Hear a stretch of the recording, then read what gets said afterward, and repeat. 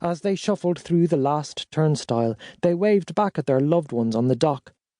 From this distance, with the masks, you couldn't read their expressions, let alone their lips, but the ones left behind had a lost look.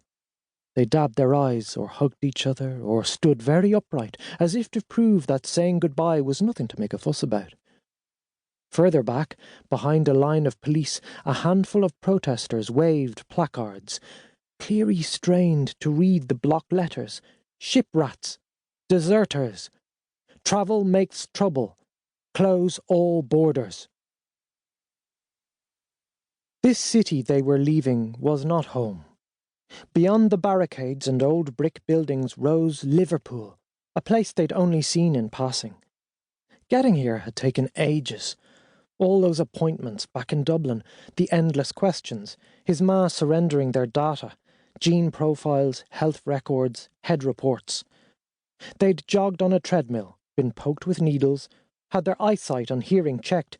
He'd failed that one, of course, but his ma had argued their way through, shown his apt tests and references.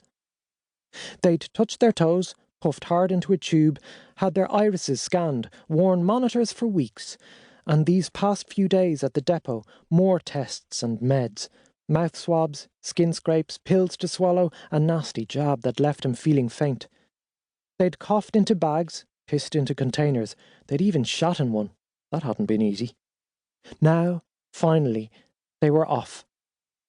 As the last of the crowd trickled aboard the ship, Cleary felt a great tiredness sweep over him, and pictured the cabin where they'd sleep. A round porthole, soft beds, a vid-screen, a table set for two, plates piled with roast meat, the real stuff made from actual cows, plus spuds and gravy, and for afters, fancy cake, just like the one that sank.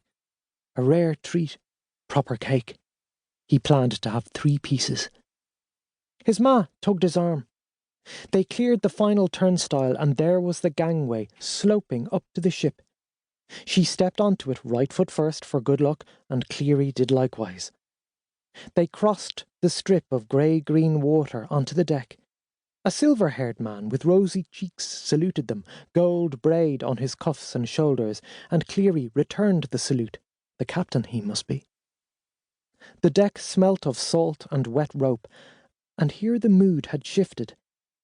Passengers emerging from below had a distracted air, and those who'd jostled to board now stood at the rail, gazing landward, as if they wanted to cross back over, as if they'd changed their minds or left something important ashore.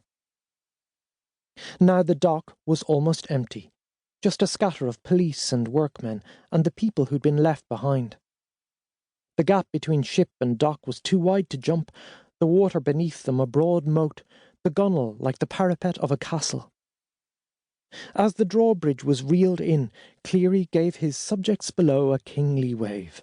A few strangers waved back, and some raised their heads as if calling out, masked messages he couldn't guess at from this distance. As workmen swung the last of the cargo aboard, a flurry passed along the deck, vibrations, heads turning, fingers pointing. Craning his neck, Cleary tracked the fuss to its source. Splashed down the side of the dock, invisible from dry land, ran a violent slash of red.